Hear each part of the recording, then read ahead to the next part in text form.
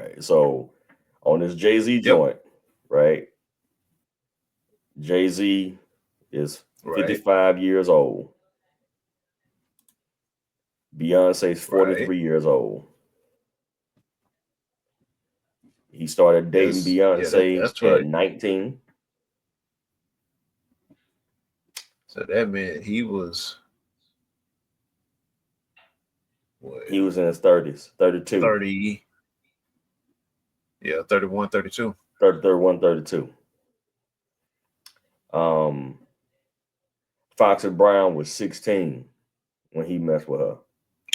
Aaliyah was probably 16, 17 when he messed with her. I was about to say, because that wasn't too far from all of that happened with her and R. Kelly. Yep. So R. Kelly, Dame, and Jay-Z was tossing Aaliyah around like a used mattress, which is crazy because Aaliyah was dope. And that was happening all in front of our eyes when we were kids. And I remember us being in middle school and listening to girls make jokes about Aaliyah being young while R. Kelly was like old and they had to know the marriage. You remember that joint? It's nuts. Oh, yeah. I remember. It's nuts. And now we got the news that, whether it's true or not, allegedly. Right. Jay-Z and Diddy have been caught on some madness with raping a girl that was 13 years old. What's messed up is that I can't even put it past them. That's the messed up part of where we at right now. Like with all the rest of the stuff we done figured out this year. I can't even put it past them. It's based on prior information. I can't put it past. I can't put it past nobody in that group. Nobody in the Rockefeller group. Nobody in Bad Boys group. I can't put it past none of them suckers, man. Yeah, think about it. Even like I know they can't use the like the footage that he of when he with Cassie, but like we've seen it. Yeah. So it's crazy to me that like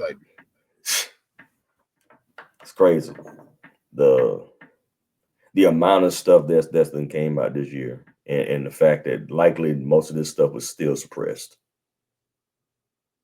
That's nuts. Of course. Good think about it.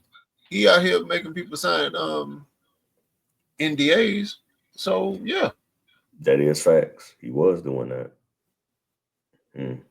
So at this point, even if something does come out, nobody can talk about it. Yeah. I mean, he Vince McMahon these suckers, man. He Vince McMahon all of them. It's like sign these NDAs. Wow, bro, that's nuts. Like that is like an hour old situation right there. It's an hour old, and the fact that that's unfortunately that's something that is going on, and it's something that likely we will never really get the full story of because people with money make things like this disappear. But that the people been warning folk for years about all this stuff, I'm saying, like about the homophobia that was rampant in well, not homophobia, but the homosexual acts that was prominent in hip hop. People been talking about it for years. The favors folk had to do to get into the industry. People been talking about that for years. Yeah, it's catch-22. It's catch-22. Like it's like you listen to music now. I mean, yeah, like how you feel good listening to music, You can't listen to music because you like, oh, this dude right here might be a pedophile, bro. Right. You let me go and turn this off, bro. You know what I'm saying? I mean, I flat out believe, that we gonna see a reckoning like which we have never seen in the black community when it comes to music in 2025. It's gonna be mad interesting I can to see that. watch. Yeah. It's gonna be interesting to watch, Don't man. get me But wrong, good. because What's up? and it's crazy because like yeah, we kind of side eyed like this generation because they I don't even know like how to like where to put my finger at, like how to put my finger on it because this generation they all over the place. Yeah. But then you know what I'm saying, and we always compare this generation to the music that to the music that we grew up with. Yeah.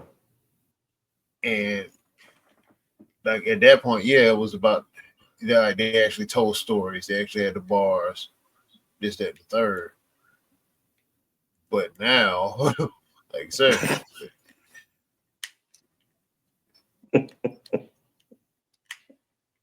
the damn broke. Yeah. King Von being a serial killer, you know, and him being like one of the bigger artists for this generation made sense.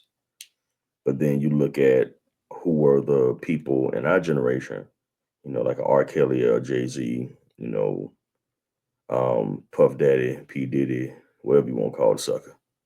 Um, and the Mm-hmm. list goes on. And then you think back, we're both 40, so you think back to the late 90s, going into 2000s, the things that people would do with teenage girls. You know what I'm saying? Like it was like running a train was not something that people in my generation was not shy to. Not saying we did it, but you heard about it and girls laughed Oh yeah, about doing it. You know, like it that was was a because to like yeah, because growing up, they're like that. Either depending on the side, if if the guys was talking about how they ran the train on this girl, that girl, it was high fives and oh he the man, this, that, and the third. The girls, yeah, they got the rough end of the stick, and yeah, but I it was remember crazy. girls literally Like bragging about that joint though. That was saying it was a strange turn of events because that was not even really a stigma, so to speak, because it happened, and it happened a good bit. right, Where girls were literally, oh yeah, yeah, yeah, like talking about, oh yeah, I had such, and like the whole joke about, oh, she did the whole football team, came from that era. Like we know it happened before us, but like really yeah, they had a whole song coming ride that train and ride it. Whoop, whoop. They had a whole song about it. right. It's crazy because like they're like I forgot where I heard it at. It was either because like they'll just play like the most random thing on like on the radio in the stores and stuff. Yeah, And I want to say goes yeah that song came on and I'm like yeah now that I'm older and I know what they meant by this yeah, yeah yeah. So I so mean, basically all of that was being glorified yeah, I mean that's what, like, so in our generation, we had most of our songs were like that. They were highly sexual songs. Now they may not have been twerking like this generation. right They do more performative in this generation. But verbiage, I'll probably say the 90s was the most live when it came to verbiage. Somebody's oh rocking, yeah knocking the boots. Let me see. Help me out, brother. You got more music in you the music guy. What I'm saying? I'm just thinking of ones off the top of the dome. Can you think of any? That you like, okay. Sound second thought, you like, oh. you know, right you know, Can you think of any songs? I may have off the top of my head, like that's probably something that's just about to pop up. But like so now, yeah, so I'm about to do some digging. But yeah, we might have to do an episode on this. Nope. Right. Yeah. But because like, yeah, Ghost Town DJs, Train. Mm. That was hiding in plain sight. It was. H-Town, Knocking Boots. Like that. It's just instead of flat out saying it, they found ways to get around actually saying it so that they can get radio play. Mm-hmm. There's a couple of chicks. There's a couple of female groups, man. I don't know why I'm blanking. Never gonna get it, never gonna get it, never gonna get it, never gonna get it. Right? And like their whole album was pretty much about no. I mean, like on the real. On the real. Our generation is not innocent of this. I mean, like I said, it was more verbal. Oh God, no. Oh no. Yeah. I know. Yeah. Stuff we listen to was not when we listen to, like, when we got our hands on those albums, they had that nice little black and white rectangle in the bottom corner. We didn't listen to those. Like, you didn't listen to those while any adult was around. That's right. So yeah. What was the name of the BET late night joint that they could only play particular videos at night? Uncut. Uncut. BET. We had a certain friend. I won't name him, that would stay up till 2 just to see. Just watch Uncut. And now Uncut is pretty much it's noonday now. So I'm about to say, oh man, listen, they got rid of Uncut. They might as well. They got rid of that like a long time ago. What's the lady name? I forgot her name. When she took over BET, I think that was one of the first things to go.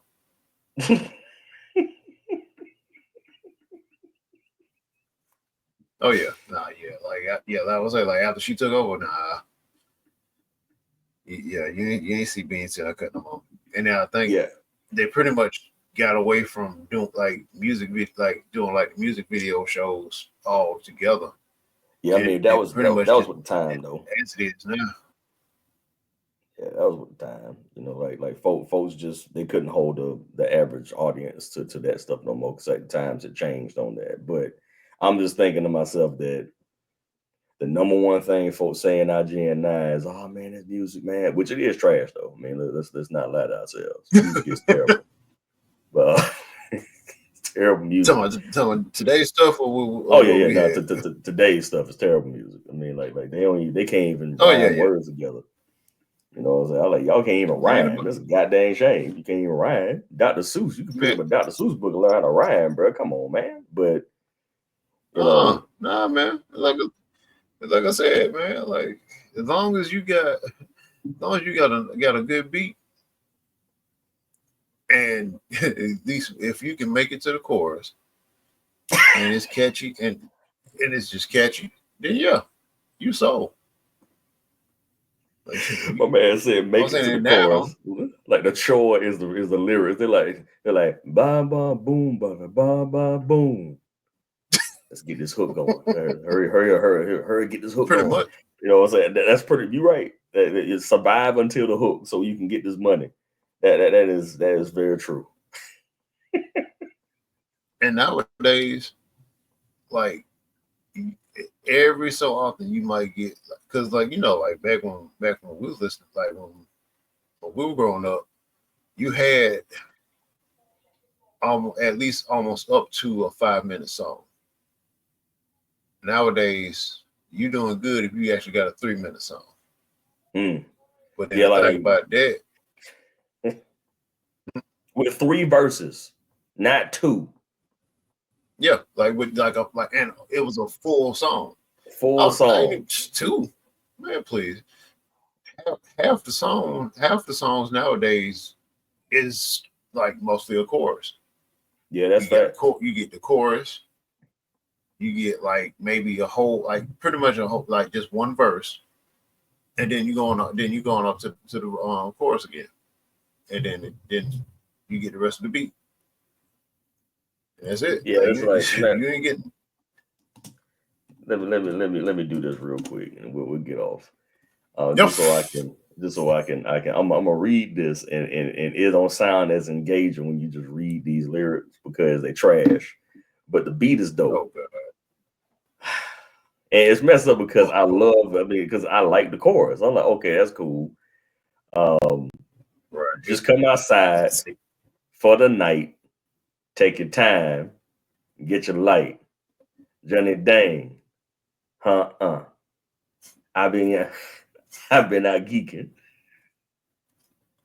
Bing, bing, bing, bing. That's the. It sounds like smash poetry. It's terrible. It's terrible. But at the same time, I would say that they at least live more honestly when it comes to a lot of stuff that we see. And then that's where we can get our complaints from, is that we actually get to see them kind of just be themselves, and it's literally who they are. Like I said, King Von was an actual serial killer. And he ain't had none of that stuff. He was talking about that stuff in all his music. And I'm about to say, like, I would, yeah. Like we talk Cash Money about them, but at the end of the day, there was no cap in their rap. Yeah, just, they flat out telling you the whole truth. I mean, like, unfortunately, they like that Key and Peele skit where that rapper man, telling on himself. Like, that's pretty much the modern day rap to me. It's like it's that Key and Peele sketch where like the dude was like, "Look, I listened to your album, man, and I know exactly what you did." And he like, "I'm gonna get out of jail today, and you ain't gonna find no alibi because my girl came and did it." You like, what? And then it actually happens. That's pretty much this generation. Man, it wasn't me. But it wasn't me though. It wasn't me though. That don't look like me. That's pretty much the. But we got you on. Like, we got you on camera. We got you in broad daylight, dog. What are you talking about? We got your camera fingerprints. We got all this stuff. We got everything to tie you to the scene of crime. But that not me though. It still wasn't me, man. You sure that was me? Like, you're right. He was doing the most. He was doing the most of this kid, man. Bro, let's keep it real. Like, Boondocks predicted the first with Gangstalicious. Key and Peele predicted the second. That's right, man. You know what I'm saying? And he was in handcuffs shortly afterwards. Because, man, like, he smacked up Johnny Guinness, man. Johnny Guinness.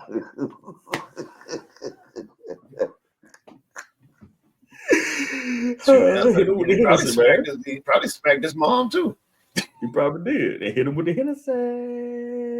Yeah, so it's yeah, like I said, there's no cap in today's rap. You're right about that. They're gonna tell the whole truth to their own detriment. They snitch on themselves. But like the older generation, man, like, look, man, 2025 is gonna be a time in the Black community for music, bold. Because I swear, if you get just 3 of these suckers and a court of public opinion,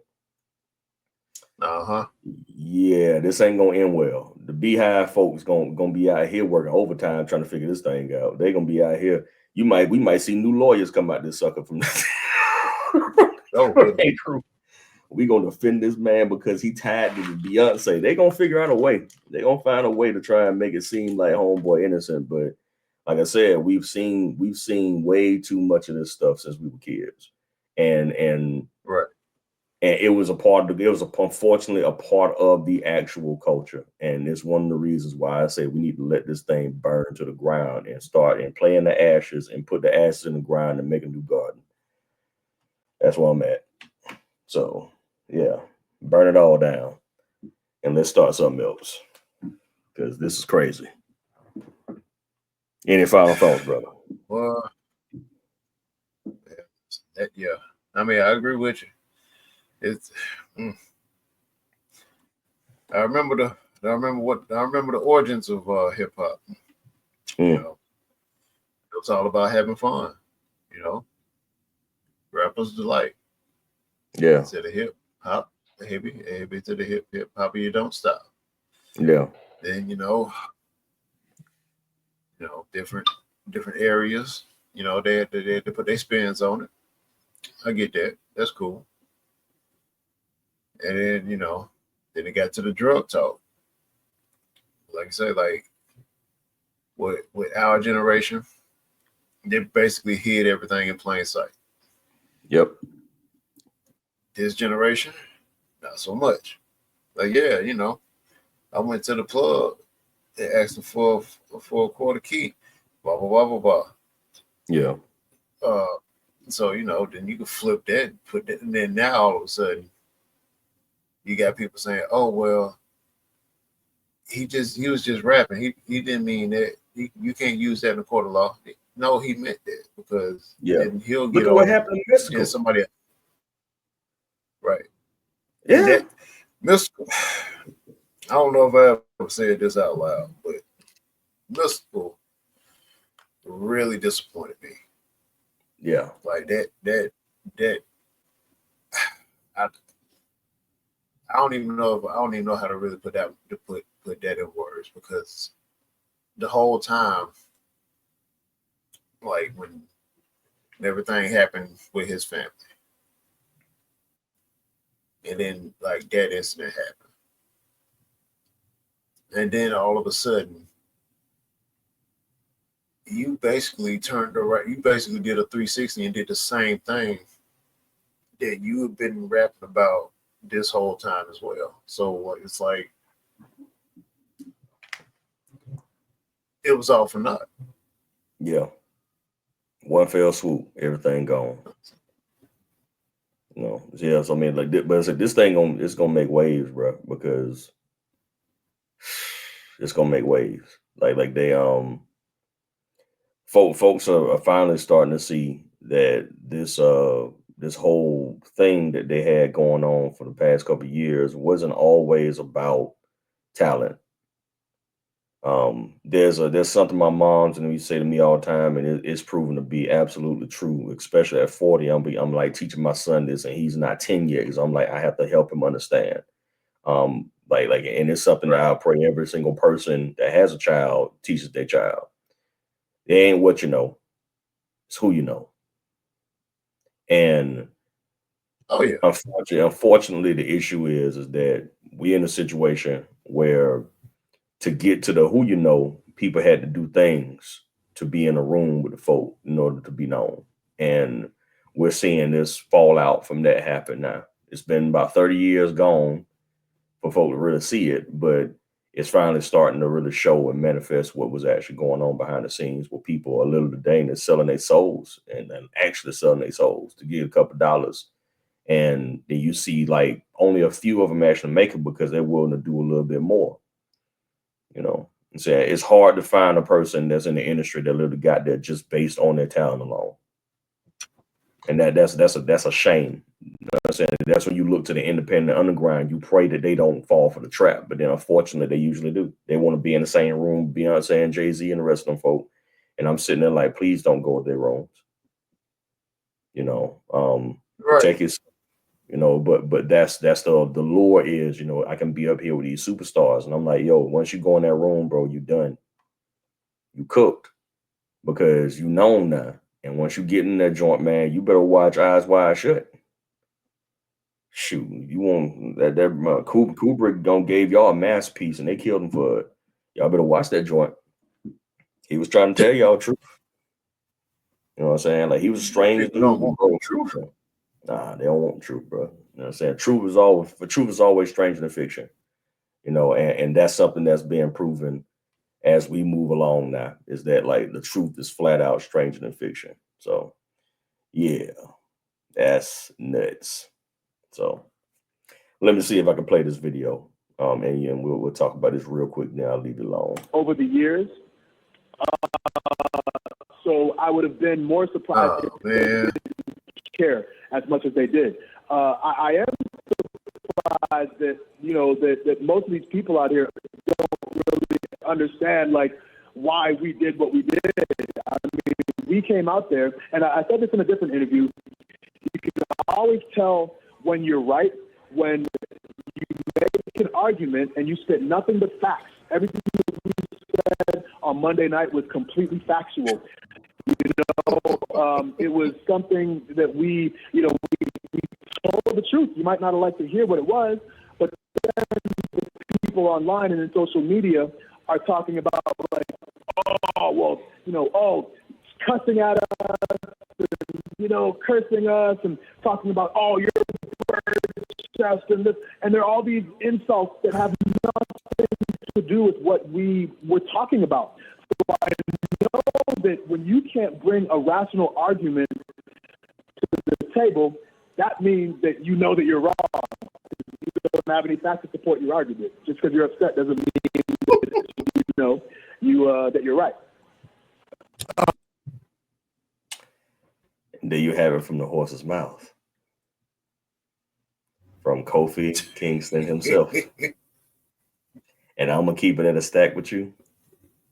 I agree with this man.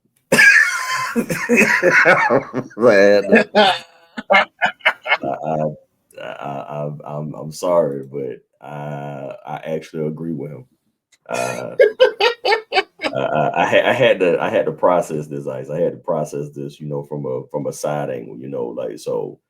And this is no shade towards Big E, but I'm just like Big E's whole case is quite sympathetic. Is messed up. It's like, yo, bro, really, really did not want to get hurt. He did not want these things to happen. We understand that.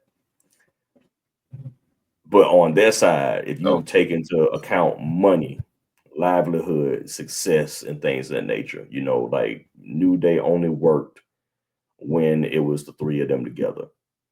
And without Big E, right? If you go back and look at the 2 years ago when Ridge Holland, I don't even like saying bro name, when Ridge Holland, dropped Big E on his head because he wasn't strong enough to do what he was supposed to do. We ain't getting that, but when that happened, New Day was dead, and I said that then. I was like, "There's no way they can be New Day without Big E," and they still tried. They tried to force it. They tried to force it. We gonna push this, and I'm like, you need to let this thing go. And I remember saying that we all, with me and you, I think most of our crew said, "No, you need to let this thing go," because there was nothing else you could really do until Big E came back. And we just watched them suffer for 2 years, losing. Like they didn't have. Then the poor Odyssey Jones thing. Like we ain't gonna get into that. With homeboy got caught up on charges. And I'm thankful because I think that the original story was that it was supposed to be, Odyssey Jones and them picking Odyssey Jones over Big E. Thank God that didn't happen. Man, I think everything happened. Everything happened as quickly as it did for a reason. Absolutely, yeah. We gotta get rid of this brother.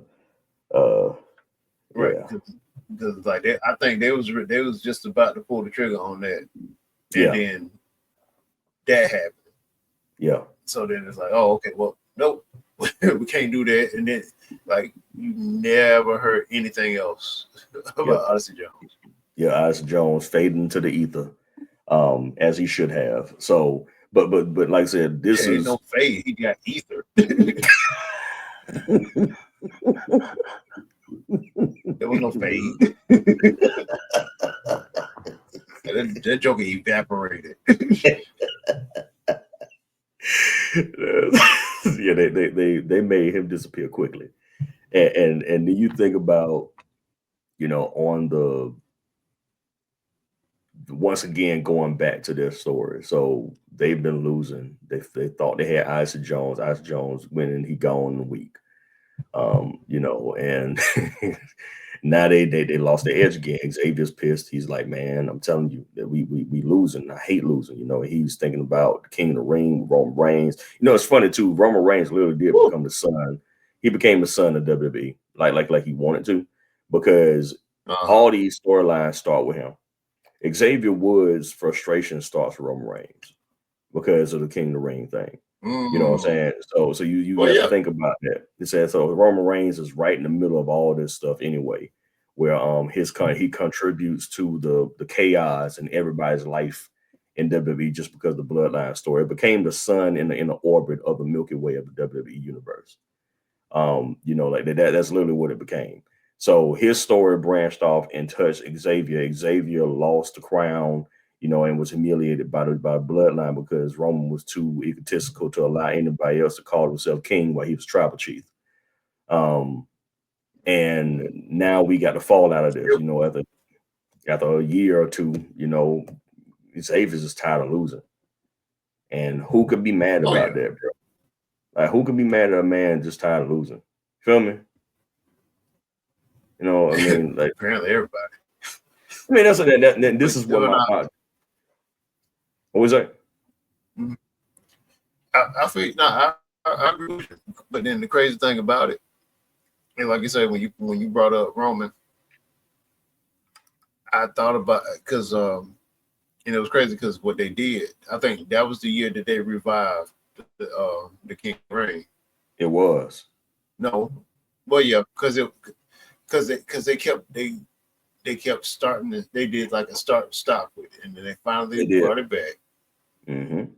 And then they basically like pushed. They were pushing Woods, and then he finally won. So and then everybody was happy, but at the same time, the problem was y'all revived it at the same time. Bloodline storyline was starting to pick up steam. Yep. Tribal Chief don't like that. He was pretty much, and he was pretty much DOA. Yeah. Like as soon as y'all came up with that idea, so it's like, it's good in theory, but now that this got traction, something's gonna have to give. Yep. Unfortunately. Yep. And you can't have a king with this version of Tribal Chief. You can't. Yeah. You can't. You can't. So it was in character for him to go after Xavier. Like I'm not blaming him because like that's the he's like a lion. He's like, nah, it's like this is my domain. You gonna lay down and stay down. But I'm just thinking about how many times they lost since Big E was gone. And then you gotta put this in the money, right? Let's talk about money now, right? They losing opportunities. Oh yeah. They're losing not only championship opportunities but sponsorships. Like I remember Up Down Down had folk sponsoring them. I felt like every other week. That started dropping, and I don't even know if they're doing this by storyline, but I'm just giving folk context, but Big E on the other hand was at NCAA. He was a UFC. He was doing introductions for football teams, and he got the quote unquote desk job, and was at every pay-per-view, even when New Day wasn't even on it. NXT shows, pre-shows, and he get a new girlfriend. He get a new girlfriend situation going. I'm saying, beautiful girl, by the way, beautiful young lady. You know what I'm saying? And I think that's dope. I'm just providing context for the situation, and he making money. He didn't have to have the surgery, which saves him a whole lot of money. He just doesn't go through rehab and things of that nature. While he's also still doing his desk job while New Day is now on the pay-per-view. But he's on the pay-per-view. He was on the pay-per-view of War Games, and where was a New Day? if we're accepted. I didn't see Kofi Kingston and Xavier Woods on Survivor Series. Did you? Did you see it? Nope. Did you see Big E? Did you see Big E? Nope. Seeing him on the countdown. Oh, he was on more than the countdown. So that's at least my like giving them context on like the anger, like how they were able to come up with that story around that anger with it was like you left us. And he did. Now I don't think he did it maliciously. Like once again, we're talking about the story now. Oh no. Like the story.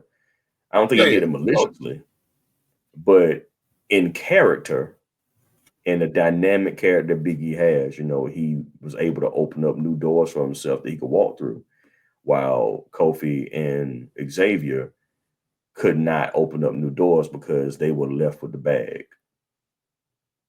So, of course, I would be upset. And what was crazier, you think about that now. This dude has, been hurt. You done been in his house. You done probably paid for a couple of bills of his, so he would be straight. You done probably got something for the family, all this other stuff, right? And now that we're having these issues that's been playing out on TV for 3 months, Big E's been at every single PLE for 3 months. Every single one. He's also worked a couple of other events in between those things for 3 months. And it takes the Monday prior to that for it to hurt his soul. And this is literally the last straw between two brothers. And they're like, we in order for us to be well, we cannot do this anymore. And I appreciate the fact that if you look at the promo that they did, it was phenomenal. Because this is something that, and this is going to be very interesting to see how the fans, or how they turn on the fans, because like they were like, this is not your fault. I love that part of the promo. He was like, this is not your fault. It's like, just let you know, whatever that happens now is not your fault. You guys have done nothing but be good to us, right? They really, really put over the fans. It was like, no, I'm telling you, this is not your fault. This is just something that's happening. So think about how much pride, you had to swallow to look at the folk that big you up for like the past 10 years, and you tell them, yo, we breaking up. It's not because of you. It's because of us. And it's messed up because we're about to let y'all down. And now y'all want to go big? Then say that. Turns out. And technically he has his own song. He does. He ain't got to come. They don't even have their own. Oh man, think about that. Oh my goodness, they don't even have their own song. They stuck with the New Day. Yo, I ain't even think about that, bro. I ain't processed that. That's a whole nother layer. He got his own song. This is in the work. Like Wale been out there giving y'all dap and all of that, but Wale didn't do no New Day track. Wale did a Big E track. That's crazy. I didn't even think about it. Big E literally has his own song, and they don't have their own song. Yo, that's nuts. So think about that. Then it came out the New Day, and they hear this tired song. I mean, I hate this song, man. But they come out to the new years, man. 10 whole years, they ain't had their own track. Last one Kofi had, God, we don't want to hear that thing no more. SOS, just kill it. I don't want to hear that no more. He can't go back to that. I mean, so but you're right. Oh no, he killed that when he messed up in the promo. When he messed up in that promo so they can't go back. They can't. Xavier and Kofi Kingston don't even have their own theme song. Big E went on a singles run, and they immediately gave him his own theme song. That's nuts. Yep. I don't even think Woods ever. When Woods came in, I don't even think he ever had a song. He had one, but it was terrible. And I was about to say, even if he did, we don't remember it. It was bad. I mean, it was real bad, because it was like Truth and Consequences situations with Xavier when he came in. He was like the Apollo Creed version. Yeah, it was weird. Consequence Creed, man. Consequence Creed, man. Yeah, that's a dope name, by the way. But you know what I'm saying? But yeah, You know, I said Truth and Consequence would be a dope name for them. I mean, just throwing it out there. Like they can take whatever name they want, but that'd be pretty cool. But yeah, like they ain't got their own theme songs, like separate for each other. They were so down for the crew that they literally threw away any opportunity of individualism. But Big E became an individual, bro. That's tough, man. Like I said, for the Matter of storyline. fact, Go ahead. Keep in mind when Kofi, what kind of song did Kofi use when he won the belt? He won New Day. There you go. That's messed up, man. It's messed up. When they split. Matter of fact, think about it. That's another example. When they had the draft that year, and New Day was still on SmackDown. Well, not so much New Day. Kofi and Woods was still on SmackDown. He went to Raw. Mm-hmm. That was when he got his song. They immediately gave it to him too. Immediately. Yeah, I want to go big and say that. Yeah, he went big. I mean, like, look. I mean, I'm not hating on the man. Like I said, like I'm a fan. Oh no, you know, I appreciate what these guys have done. But I'm like, I'm thinking in line. If I was Kofi Kingston and Xavier Woods, why am I angry at Big E? It's pretty much what this is. I'm like, what? Why would I be angry at this guy? And then you start putting the pieces together on the table. You're like, oh my god, these cats have every right to be angry at these people, because like every single turn they literally, I think Xavier said it best. He said that we kept the porch light on so you would have a place that was familiar to come back to. That line right there, I had to pause the replay and replay it again, because that one line is very, very powerful for a story, because there's so many layers to like think about, you know, like when it comes to this particular story with these guys. You're looking at this guy that had literally had the entire world as an oyster get hurt, right? And even after he got hurt, he still was given multiple opportunities. I mean, like I said, bro was literally putting out UFC fighters. Like he was like WWE champion. He was like bringing in UFC fighters and going off the college games and stuff like that. And then even afterwards, still having that same relationship with other folk to be able to do things like that after he healed up, and then getting the desk job, quote unquote, of being able to go to every single PLE, including WrestleMania. And all in the big fours. Like he's been to all the big fours, and New Day only made 2 of them, I think, this year. Maybe 2. This year. But Big E was on all of them. And you think about the individualism of his title reign, and Kofi's was them together. Matter of fact, Xavier made the point to say that none of them should go after a title until Kofi went after the title, because they wanted to give him that respect. Remember that joint? Right. They was like, nah, Big Homie got to get it first. So he got to get it first, man. He the OG. He got to get it first, and they did that. And then Big E got it. And I would think in your heart of hearts, after you got it, then who's next up? Xavier Woods is next up. And Xavier Woods was never really given that same love back either. Oh no, not at all. Because at that point, I figured, oh, okay, well, you know, eventually we might see either, you know, Woods get the Intercontinental or the US belt. Like, and when he did get the opportunities, it was few and far between. Yeah. And even on top of that, there was never really no emphasis on giving him a belt. Absolutely. It was always you always got looked over. Yeah, you know, you do. It's like, well, you got the abilities, but we love your abilities on the mic, and we love your abilities on the mic as a member of New Day.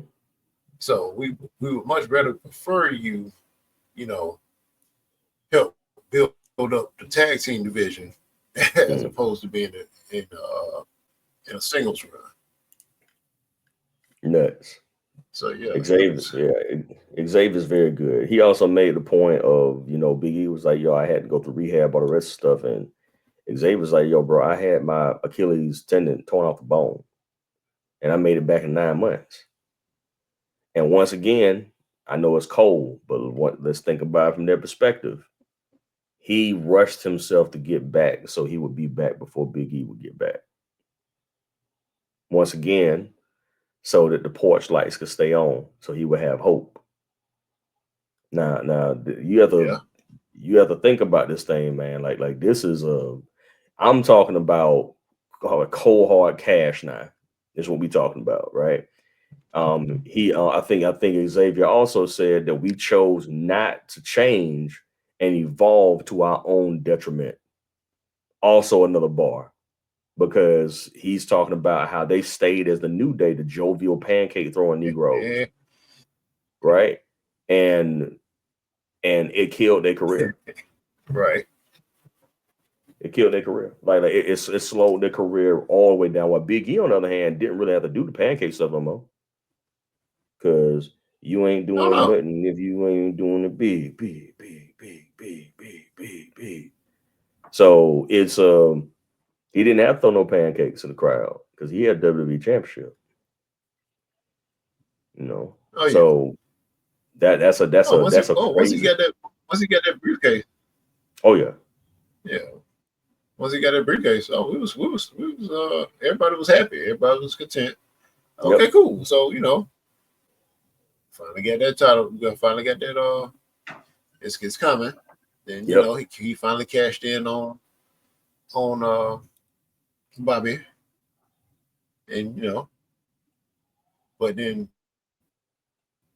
and unfortunately, his title, and the same thing with Kofi though. Like neither one of their title runs went the way we hope. Well, let me backtrack a little bit. When I bring up Kofi,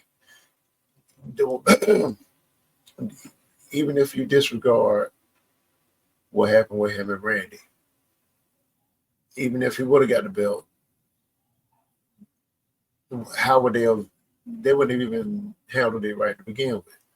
Yep. So then when everybody pushed for him to get it when Kofi Mania started, they still didn't know what to do. Mm-hmm. So every storyline they put him in, they fumbled it. Which every single one. You're right. And then we got that. Yeah, like I say, when E finally got got the belt, he got his run. They mishandled him. And keep in mind who ended both of their reigns. Because now, granted, like they didn't even have to do Kofi like that, but the fact that man literally jumped into that man's arms, F5, 6 seconds later, that's it. That's a wrap. Yeah, he the black man slayer, bro. He the Negro slayer. So it's part of his storyline. Just hunt. We One Piece fans too, and unfortunately, a lot of black people think that Roro Zoro is racist. I was waiting on you to say that. So in that same spirit, Brock Lesnar is the Roro Zoro of WWE.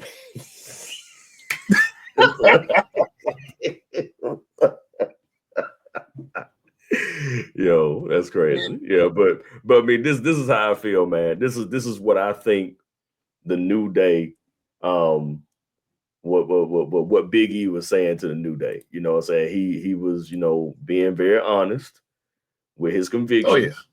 You know what I'm saying? And he's like, look, I'm just gonna keep it a stack with you. This is what I want. And and he pulled an Uncle Elroy, Yeah. I got my money. Now it's gone. He sure did. He sure did get out of there too. Shoot, you say Uncle Elroy. I say he pulled a Cena.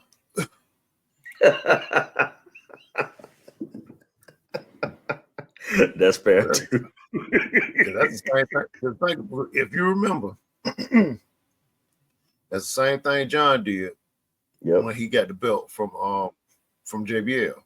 He did. Instead of helping SmackDown grow, he did. I don't know who he was he talked to. He politicked his way to go back to Raw. Yep. Brought a whole title with him. Right. So then they had to bring back the Big Gold belt. Big Gold, the best belt ever made, by the way. It's a beautiful belt, man. I need to get my hands on that belt. I love that belt. Yeah. Right. Yeah, like, but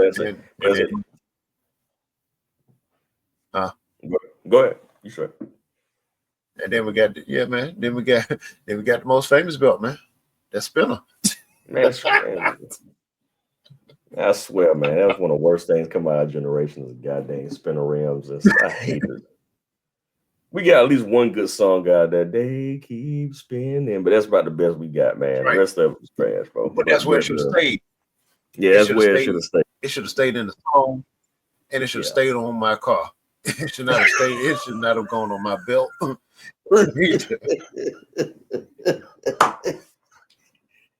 This is factual information.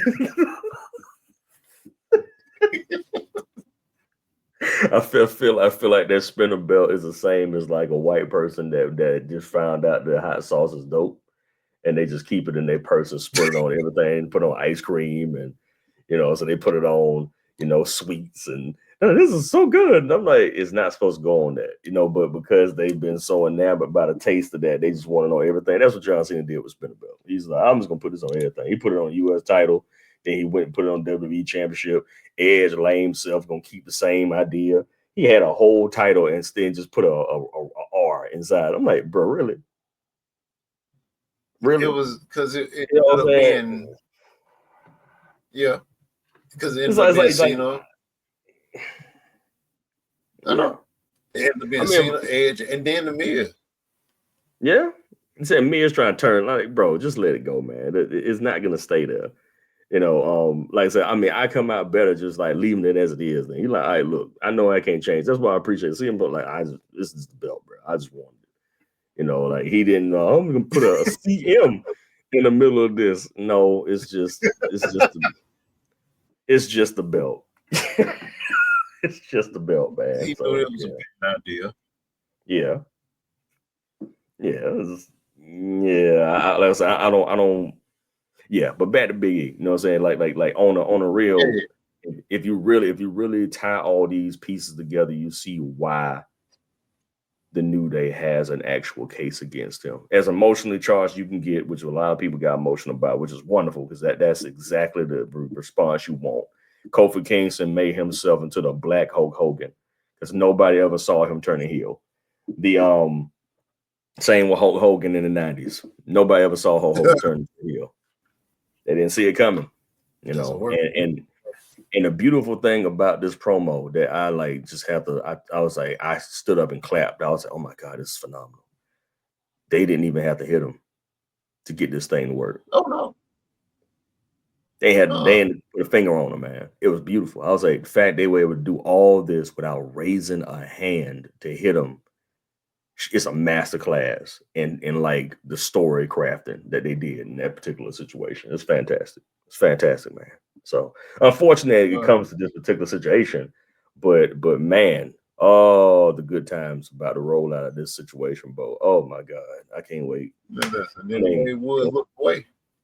Oh man, Woods looked away like that bro had just came out of a garbage truck, a garbage can. You know what I'm saying?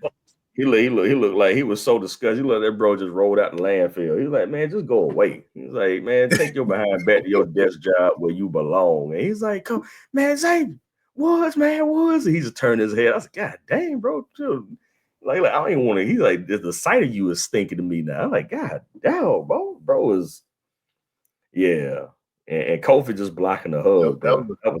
That was tough, man. Oh, he hit him with the Heisman, man. Yeah, he did, man. It was stiff too. I say, oh, yo, this thing is disrespectful, you know. And yeah, like so that, but shout out to Big E's girlfriend, man. She crashed out. Her crash out will go down in memory. I mean, it was some of the best I've ever seen in my whole life. I was like, oh my God, I ain't seen nobody crash out like this ever. I've not seen a crash out of this monument of this particular flavor. Bro, she crashed out. Oh, I was like, yo, she really about that life right now. She like, nah, bro. All y'all gonna get this work. Everybody gonna get this work. Chris Young. Facts. Matter of fact, I'm gonna end on this. Let me get to her. You know what I'm saying? Props to her, right? You know what I'm saying? So she crashed out. You know what I'm saying? I mean, like my favorite one was the one when she yeah, that right there. You know what I'm saying? She wasn't playing no games, bro. No games was played, man. Nah, when you bought our home, when we bought our home, I was looking forward to having the boys over. I was mentally planning to have two. Have to make sure you have to capitalize with two different meals to accommodate True Kofi, Vegan, and Austin Creed wins Childish Palette. But since y'all want to be ungrateful crybaby, y'all can choke. Yeah, look here. But I tell you, this is one of the best crash outs I've ever seen in my life.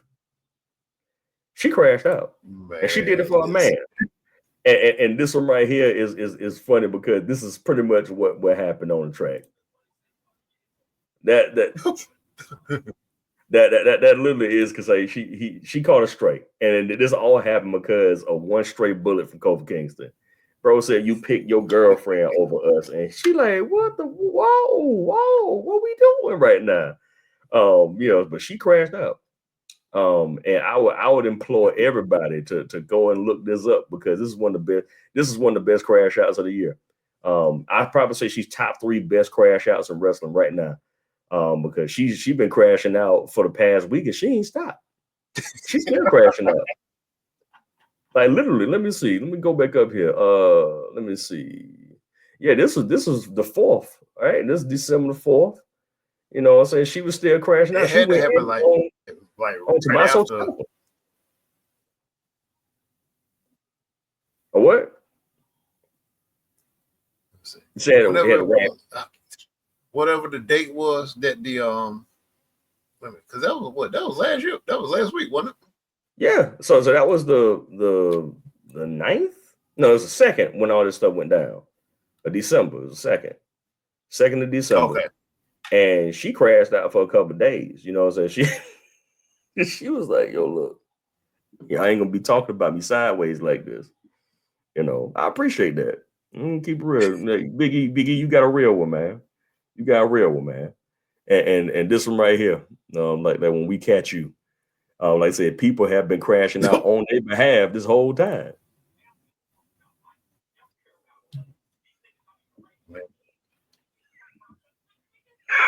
I think Kofi and Woods need to hire some security.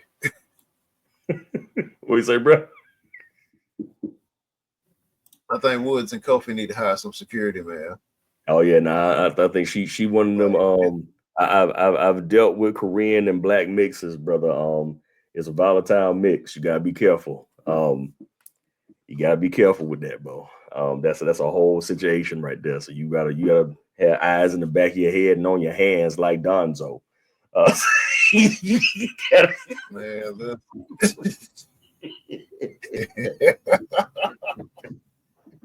you better have them on your hands.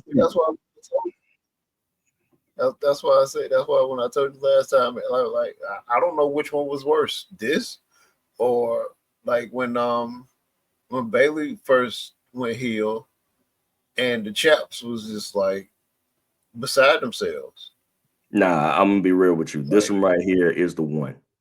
This is the one because as Bailey was only a face for a few years, like maybe 3 or 4. Kofi Kingston has been, I'm sorry, face. She was a face for like 3 or 4 years. Kofi Kingston has been a face since 2007 or 8. Since he got WWE, he's been a babyface. Yeah. Xavier has, even when they did people, you think about the New Day, New Day were heels. No, not really. Y'all just didn't like them. They never said anything bad to the crowds. That's crazy. Yeah, because when they quote unquote turned heel, they weren't really heel because people just didn't like even them. When they just rejected the idea. So that's not heel turn. I guess they gave the appearance of being heels. That's what it was. And they didn't say anything bad. They just poked fun at the audience. Yeah, but once again, it was like it was more in jest. It wasn't malicious. You know what I'm saying? And then on top, they were having fun. So the people just joined in because it was like, the cats actually having fun. New Day Rock, some trombone coming out. Big E out there doing the gyration. Kofi King's out there twerking, and they throwing shirts and candy and bootios. They make sure that you ain't booty. Big E telling Big E telling Roman Reigns, your greasy hair is booty. Lines like that. It was great. It was fantastic time, because everybody agreed that Roman Reigns' greasy hair was booty. It was true at the time. It was ridiculous. It was ridiculous, man. Like the bro looked like he was pouring baby oil all in his head. Like, bro, you need to stop this, man. He saved Roman Reigns. Okay? Big E saved Roman Reigns' career. He told that dude his greasy hair was booty.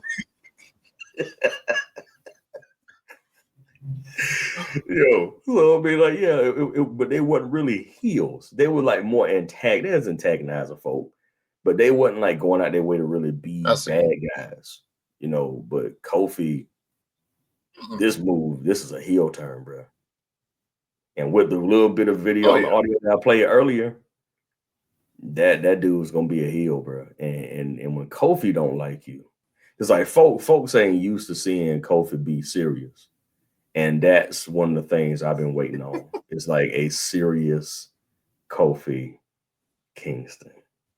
And Xavier Woods is always like, when he was in TNA, he had a goofy character. He's kind of been in that same vein, but nobody's been able to really see him be really serious. And I think that after 10 years of being the gestures of WWE, that it might be time for us to get some nights out this sucker. You know what I'm saying? And they actually just go into a realm where they can just be themselves, but they get to turn it up on the aggressive side. This is something I wanted when they started this group, but I know at the time it wouldn't have worked. But I think that in 2024, going to 2025, this will work. This will work, and it'll bring Big E back too. If and this is like all by speculation, if it is possible that Big E can come back, this is the perfect way to bring him back. Is to bring him back against his own brothers. Like that. That's gonna make that sucker into a superstar. Because if he makes it back in that ring and he gets to look his two brothers in the face and he has to learn how to be the man and probably the bigger man in that situation, though he has to beat him, that dude's superstardom is guaranteed for the next 50 years. Easy. That's easy.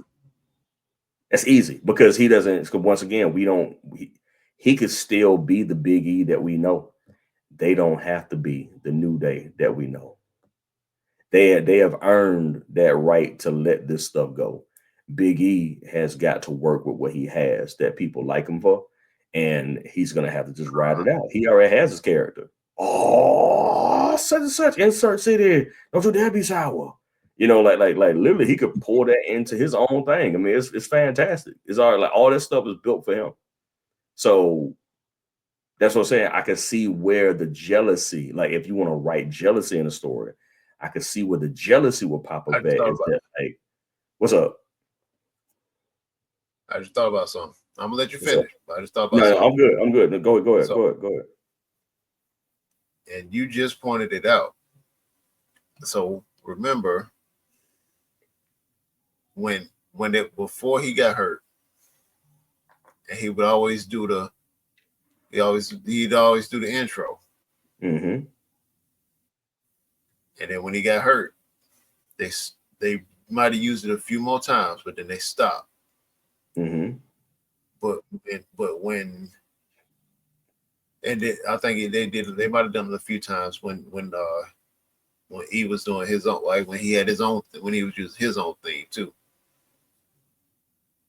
That was the only time you heard Big E's intro, was when he used it, not when New Day pretty much had to tough it out without it. Man, look, like I said, there are layers to this thing, bro. If you play it back in your mind for a little bit.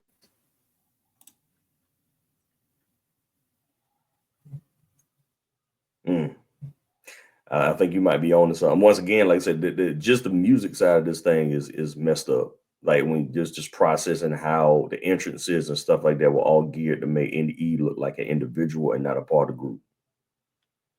And they found a way to make this thing go into a full storyline. Kudos to them.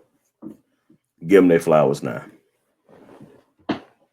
Give them their flowers now. WWE is on fire. They're on fire. All the while, Tony Khan is snatching defeat from the jaws of victory. So.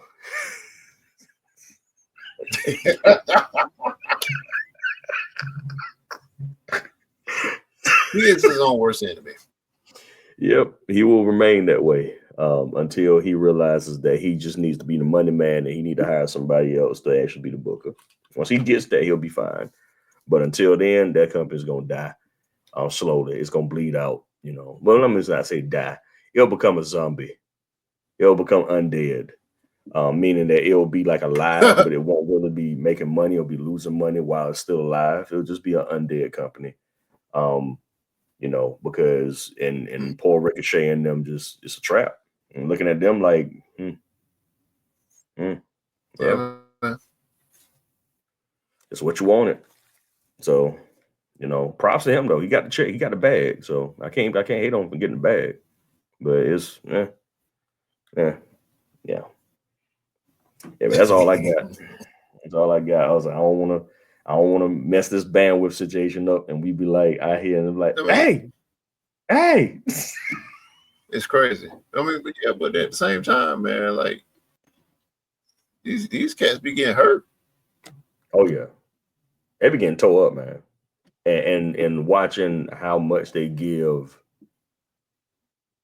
for TV is nuts to me right now in 2024. And it hurts because when they first dropped, you know, you could see the potential. You saw it happening right before your eyes. You saw CM Punk, Daniel Bryan. You know, you had Kenny Omega. You say you what? You want to work? What you say? You say you want to do what? Let me just work for AEW for about a month. Oh yeah, facts. Yeah, you give me AEW for a month, bro.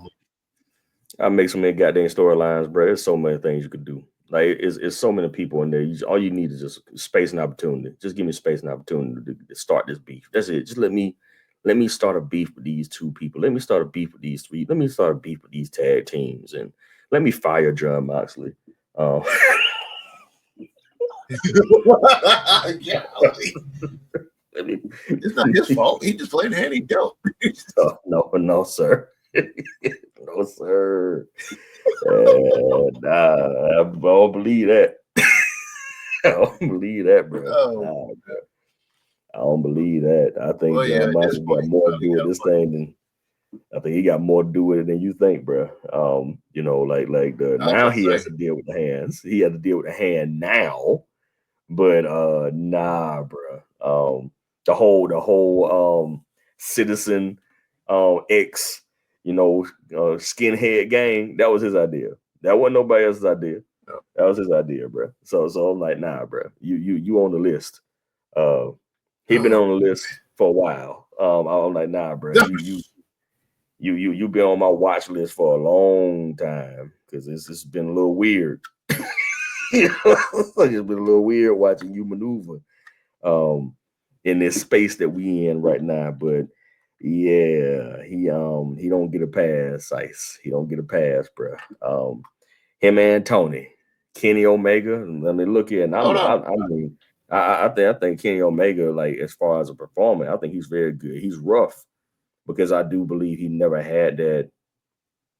I mean, let me back up. Bro was having phenomenal matches, but there's still a roughness. There's still a roughness to his matches that you can see because he hasn't had that actual developmental, like foundational stuff. You know, like how to throw a punch, how to throw a kick, how to recover the correct way.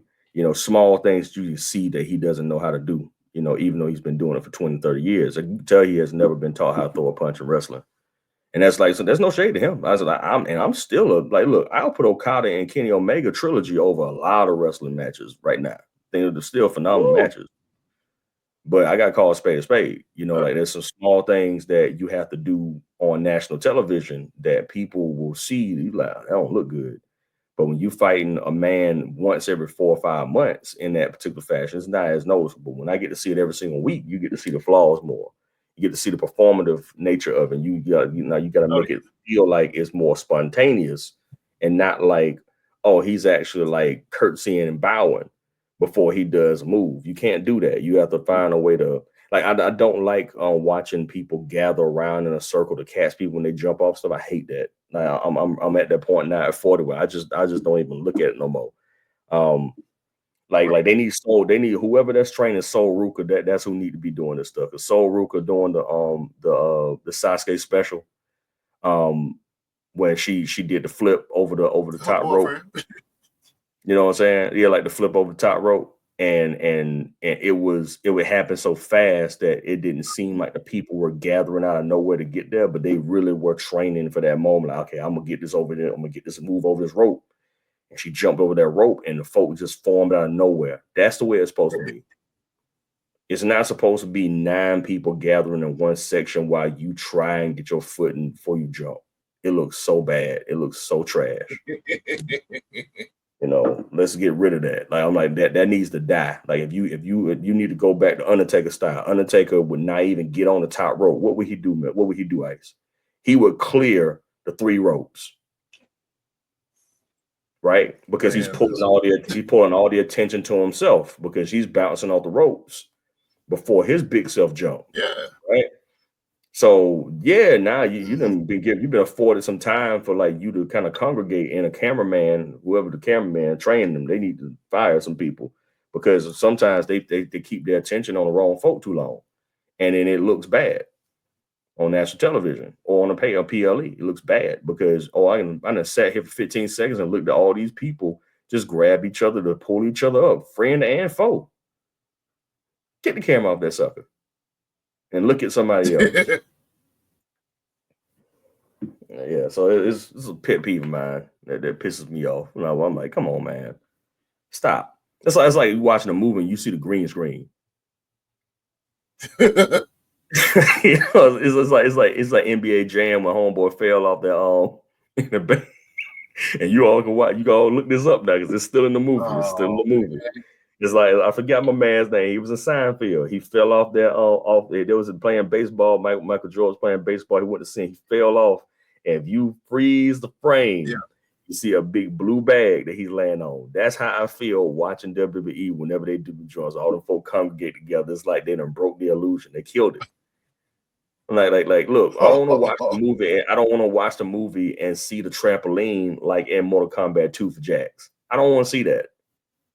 I don't want to see I don't want to see the trampoline. You know what I'm saying? I don't want to see that. I'm just keeping it real. You know, small stuff. You like, okay, what the way that trampoline doing there? You know, as much as I love Lord of the Rings, you go back and watch Return to King.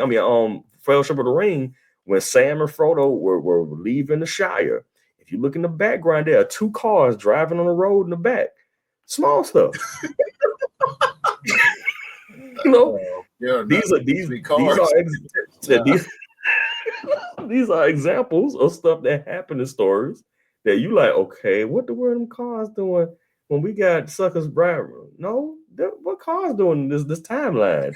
That's how I feel about watching stuff like that happen in wrestling. I'm like, all right, now I don't want to see 5-6 people walk together and get under something and do stuff. I'm like, make it look like they had no other choice but to stand up and stuff was happening to them.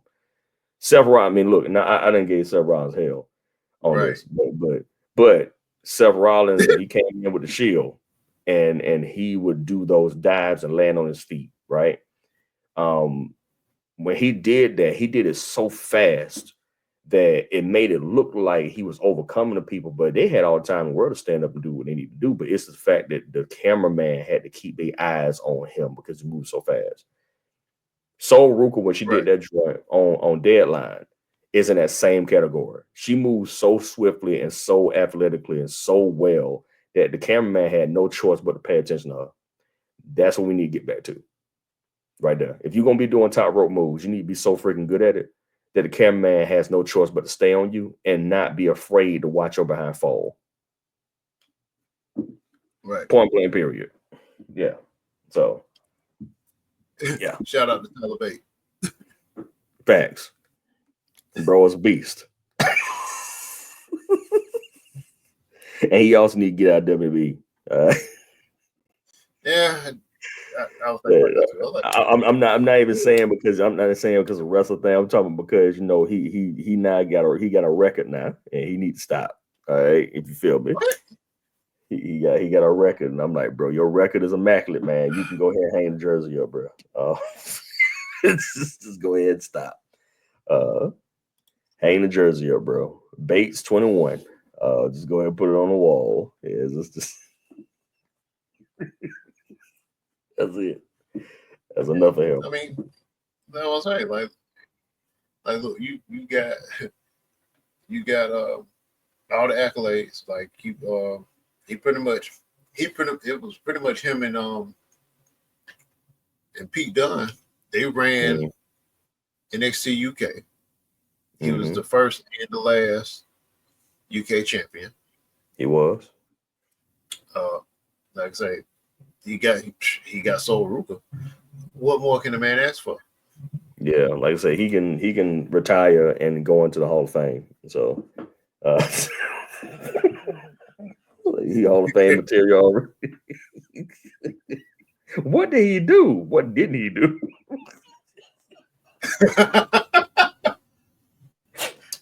What didn't he do? You're right. Do the GOAT. That's like leave that boy alone, man. Like nah, bro. Like let's not sully his name. Yeah, I honestly think that Tyler Bates, like working in the PC, would be phenomenal too, because he was a very good technical wrestler. Very good technical wrestler. Like he's like one of the matches that I really wanted to see was him versus Tyson Kidd, man. I would have loved to see that, man. It's like they both were just wizards with it. But he's so good at being technical. Like once again is that one thing about the UK guys that they had at that particular point in time. A lot of them knew how to make the cameraman fall in love with them, and they had to follow them around. That's a dying art. We got major superstars that don't even know how to do that right now. They don't know how to keep it. They don't know how to keep the cameraman. Like Jada is brand new. And Jada knows how to command the attention of the camera. They cannot take it. They cannot take it. Well, for other reasons too. But she knows her character is so dope that you can't help but pay attention to her, and you can get as many angles as you want, and you're gonna keep following her. But you go to on a guy side of things, Oba is another one. Where whatever he does commands the attention of the camera, right? But then you look at even Roman Reigns, no offense to him, does not really command the attention of the camera. And that's no shade to him. He really doesn't. He doesn't command the attention of the camera. I can leave Roman Reigns off TV for a little bit and go look at a couple other people. I can't do that over. I can't. I can't do that. So I mean, like that, it's a level. Like you said, it's levels. You're right. You know, he's still the son now. I'm not gonna take that away from him. He's still the son of WWE in the universe. But but there are levels to this thing. Like that's Oba Jada command the attention of the camera, and that's exactly what we missed in WWE. We haven't had that in a while. Brock Lesnar command the attention of the camera. You know. So I think what it was with Brock once he realized it, then he got his bag and he did what he wanted with it. So because he knew, hey, my name means star power wherever I go. Facts. So not so much that I need you, you need me. Yep. And so like look, that once again, that's not to knock John Cena and Cody Rhodes and Roman Reigns, but there's a different type of star power that none of them have been able to get. You know, so like once again, no shade to them. They don't got that type of star power. Well, like the camera is forced to follow you. The Rock had that. You know, it was forced to follow him. Like you had to watch his every move, how he got on the ropes, how he stood there, how he threw his hand in the air, how he did the people's eyebrow. Everything about him was being analyzed. Everything. The camera was in love with the sucker. Stone Cold Steve Austin, the camera was in love with that sucker. Now look, as much as I know the black folk don't like him right now, but Hulk Hogan, you can't deny it. Every single waking moment the camera was out, you had to pay attention to Hulk Hogan. Macho Man Randy Savage, you had to pay attention to him. You could not get the camera off this cat, right? You could not take the camera off. I can take the camera off John Cena. I can take the camera off. I can take the camera off of Roman Reigns. I can take the camera off of Kurt Angle. I can take the camera off of CM Punk. I can take the camera off of any of them. Once again, it doesn't mean that they're not like phenomenal at what they do, but they never really had that level of star on them where like it beckoned the camera to pay attention to them. Like it's like you have to stay on me. Don't you go nowhere else. Stay on me. And it changed the way that they do the product. It changed the way they do the product. It's completely stay on Jacob. So who? I wish the camera would stay on Jacob. Yeah. Jacob got some of that. You know what I'm saying, but once again, there's no shade to Jacob. He ain't got Oba presence. What I say, there's no shade to him. You know I'm saying, but he don't got Oba presence. Like where it just you feel like you gotta watch everything the sucker's doing. Like you like, I don't want to take my eye off what the word he about to do. Jacob is phenomenal though. Once again, not taking anything away from him, but I don't see it. You know, like it's it's like when you look at a person, you're like, yeah, that sucker can go to Hollywood. That's what I'm talking about. Because the presence is so strong. You're like, I can see you in wherever you want to be in. Anything you want to be in, you can go and do it. You know what I'm saying? Like that's what I'm talking about. You like, I can see you doing that movie. I can see you doing that. I can see you doing a music video. I can see you doing this. I can see you on the thing. I can see you on the radio. Yeah. You know what I'm saying? It's different. It's a different feeling around folk. You know, it is that people in this generation call it aura. You know, they call it aura, you know, the aura of a wrestler. And I'm like, like literally in this generation where we are right now, if I had to call it, there's only a few folk in all the wrestling that have aura. And it's like maybe 3 to 4 people that really got it. Jada, she got it. Yeah. She got it, man. Oba, he got it. Oh yeah. Has it. I'm talking about like just off the they ain't even 30. Like they're like in their 20s. And they already got this juice on them. They already got this aura.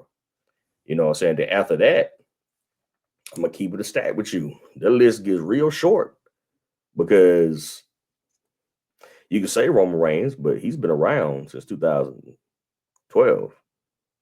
And it took him 8 years to find the aura. You know what I'm saying? You know what I'm saying? So it's like it took 8 years to find an aura. You know, I mean, like once you got it though, so you on the list, so you number 3. You know, and then the other one is CM Punk. CM Punk, you want to know everything he doing. Them the only 4 I can think of. Everybody else, yeah. You know, I mean, like once again, not shading them being bad wrestlers. Nope, that ain't what I'm talking about. I'm talking about just the fact that like they could just grab your attention. Now, if you want to be like people can see it happening. Once again, we got to feel this out in a year. Julia, the Beautiful Madness. To me, she has the aura. She got the juice. And homegirl. Why am I blanking on her name? She came in with her. Vasquez. What Stephanie? Stephanie. Yeah. Stephanie Paquette. Paquette. I messed up her whole last name, so I'm messy. Look, I apologize. If you ever watched it, I'm sorry. Yeah, but I think that she also has a presence, not the aura, but she has a presence to her. She has that Undertaker presence. You know what I'm saying? Like to me, that's where Roman Reigns aura fall, or if you want to call it that fall, is presence, not aura. You know, presence to me is like that person's in a room, and you can't help but know that person's in the room. Aura is the person takes over the room.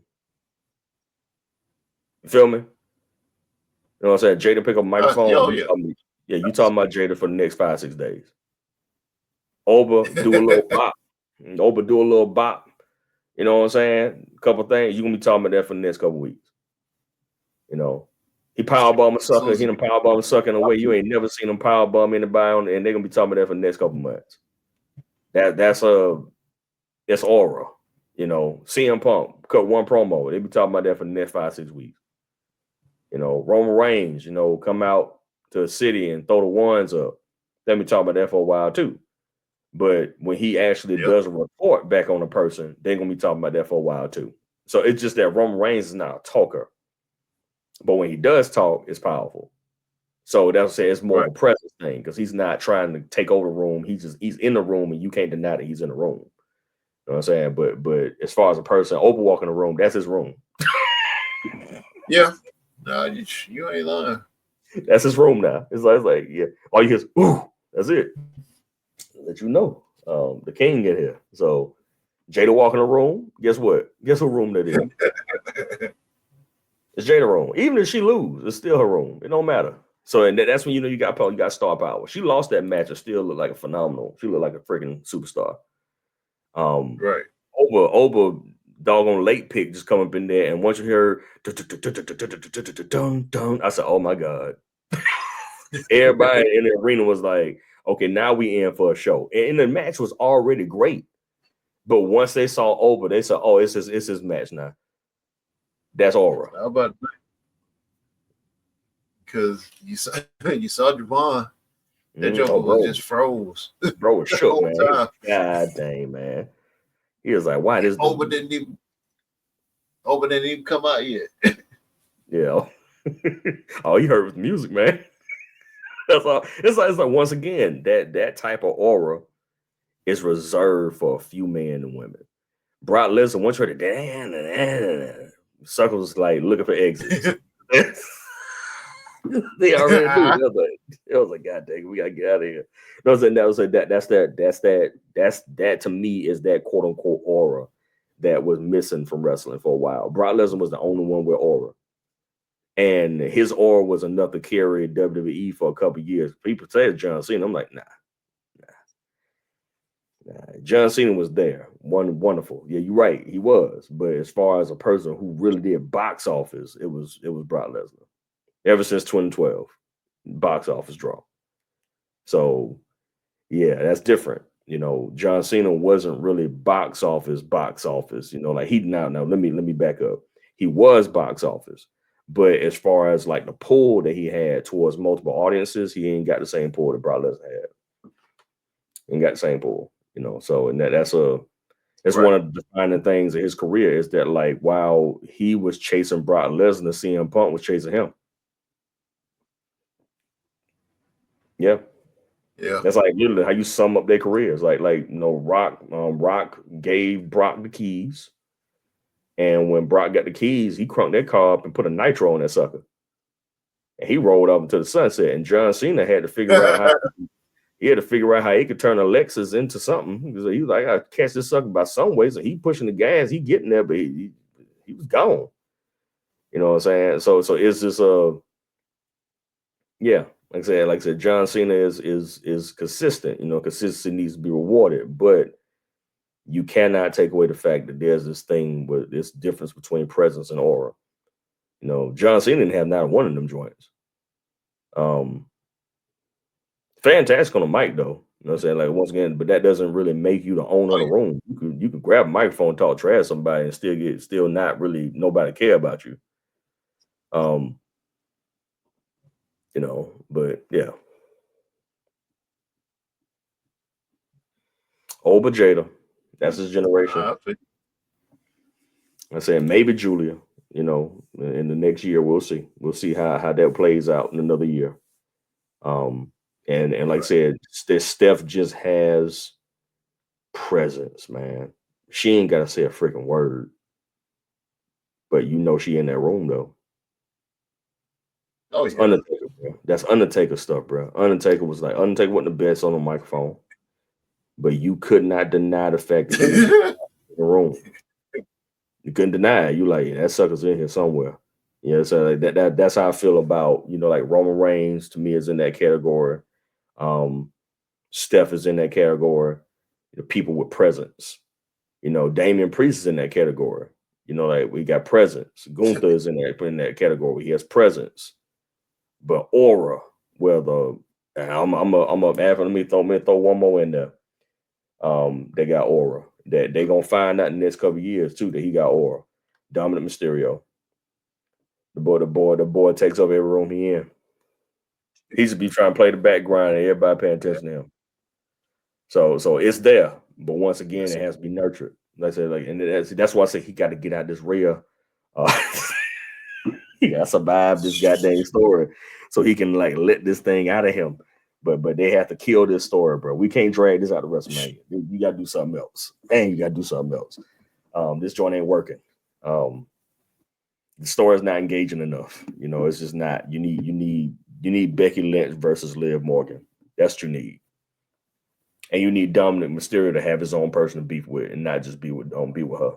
You need to make a conflict where they can't be in the same.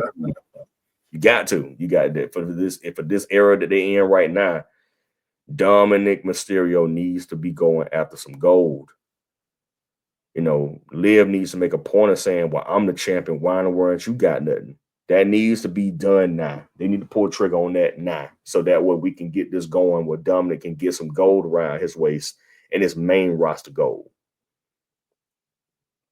I wanted him to beef with Jay. I thought that'd been dope. I thought that'd been real dope. But once again, that ship has sailed because he's tied in bloodline stuff. So we gotta wait. But I wanted him to beef with Jay when Jay had the IC title because they good foils for each other. The dude that gets booed the most versus the dude that gets cheered the most. You know what I'm saying? Like all Homer gotta say is yeet and the whole crowd go like nuts, and this dude just says I and a whole crowd boos. Come on, man. You can't write nothing better than that. Give it to me, man. Yeah, Dominic Mysterio at his dirtiest versus a clean Jey Uso. Take my money, man. Oh, take my money, man. Take it. Any final thoughts, bro? Shoot. Everything been making sense to me.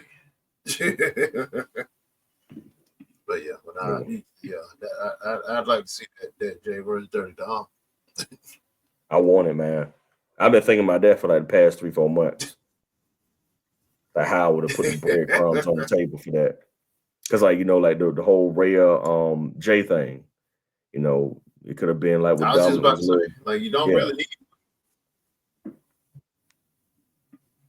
Yeah, you ain't got to go far. Like man. When I still had Rhea, like you was trying to steal it from me, so and I didn't appreciate that. Yeah, and that could cause tension with him and Liv too. Like, why in the world you keep thinking about her? Like, there's ways you can reinvigorate that story, but they just ain't doing it right now. They ain't doing it right. You got to do something else. Like, there has to be some type of character emotion in this, and Rhea hasn't brought that to me at all. When Liv was telling homegirl that I'm gonna take everything from you in the beginning, and she did that joint. Yeah, that was dope. I was like, yeah, that's exactly what we need. We need a heel that just like, she's like, look, everything that you know and love, I will take from you, and she did it. But Rhea's reaction doesn't really show the remorse of her losing all that stuff. It's just, this is my brutality. I'm just gonna come out there and beat people up. I'm like, you ain't showing us nothing else. You ain't showing us nothing of vulnerability. You ain't showing us why, like, you literally out here booty out because you by yourself. None of that has been really expressed. You know what I'm saying? She's been like, she get jumped. I said, oh, she get jumped. Like, yeah, I said, but that it's not the same because she's get jumped. But they don't really play into the fact that she's alone. No, well, she got Damon Priest. I'm like, yeah, but he's a dude. He can't jump on other women, hopefully. Hopefully. He can't jump on other women, so it's like I mean, honestly, they should have played out the alienation thing for her character because she's been going around beating up all the females for nothing. They should have played that up. They should have played up, but like folks being like, I'm not teaming up with you. Like, War Game should have been hard for her. Like, when are we gonna let you jump on the team for shit? You've been out here ruining our lives for a year. They should have gave her the Roman Reigns treatment on that. They could have pulled this off for both of them because both of them suckers have been menaces for the past 2 to 3 years. Yeah. And they just act like she ain't done nothing wrong. I had a problem with that. I was like, this chick has been a problem for the past year and a half, yo. It took Liv breaking her arm for y'all to like her. That was like literally not even a year ago. What happened to the 2 years prior to that? She was going around roughshotting all y'all heifers from NXT to main roster. And you telling me that she could just walk in a room and be friends with folk, man? Forget that. How in the world Bayley get a worse rap than Rhea Ripley? Make it make sense to me. How in the world is Bianca Belair gonna be looking at Bayley sideways but not looking at Rhea Ripley sideways? Bro. Make it make sense, man. Yeah. So that's all I got to say. That's all I got, man. Sounds good to me. All right. Well, we're gonna get off this bad boy. So thank you for listening. This is gonna be split up into all type of things. Solve those enigmas, don't leave them unsolved, and please remember to wash your filthy hands. They're filthy and they're dirty. All right. You ain't gonna cover your face up no more. Please don't do that no more. We don't need no mask mandates. But please wash your hands though. You know what I'm saying? Wash your hands, please. Your hands are filthy. You know what I'm saying? Get that thing situated. And we'll see you on another one. Take care. You too.